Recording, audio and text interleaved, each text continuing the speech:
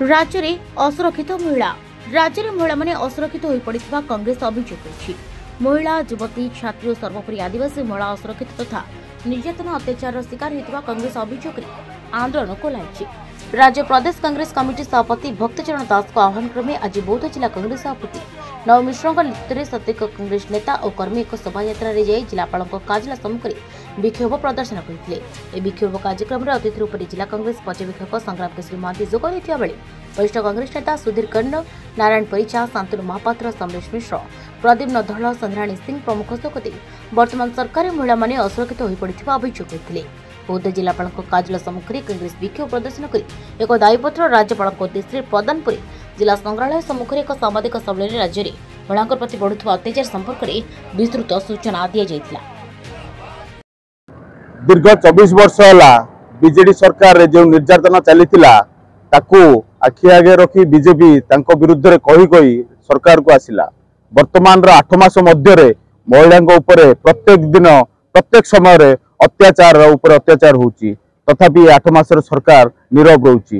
गोटे गर्भवती माँ निज छुआ को जी पेटे रखला बेले जत्न निए 9 मास भितर राज्य सरकार 8 मास बीतीगलानी से जत्न नहीं पार्नि राज्यर से सरकार तुरंत इस्तीफा देवा दरकार। मुख्यमंत्री निज जिला को जिते सुरक्षा दे पारना से राज्य को किपरि देवे।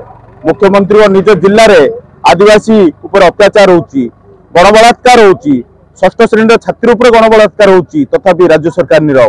महामहिम राष्ट्रपति जिले में नारी उपरे आदिवासी उपरे अत्याचार होची, महामहिम राष्ट्रपति नीरव।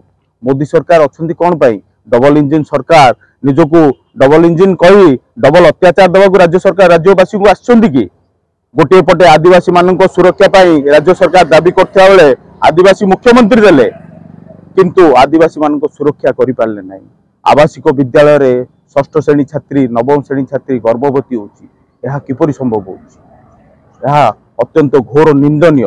तेणु भक्तचरण दास पीसीसी सभापति होगा पर आमे कांग्रेस तरफ राज्यवासी आंदोलन करछु। भक्त दास को नेतृत्व रे जिला सभापति मानू नहीं राज्य सब समग्र राज्य रे ओडिशार आंदोलन सृष्टि होईची एवं ए आंदोलन जेतेबेले पर्यंत नारी मानू न्याय मिलिबो नाही, अत्याचार बंद हबो नाही, हम कांग्रेस दल तरफ आंदोलन जारी रहिबो।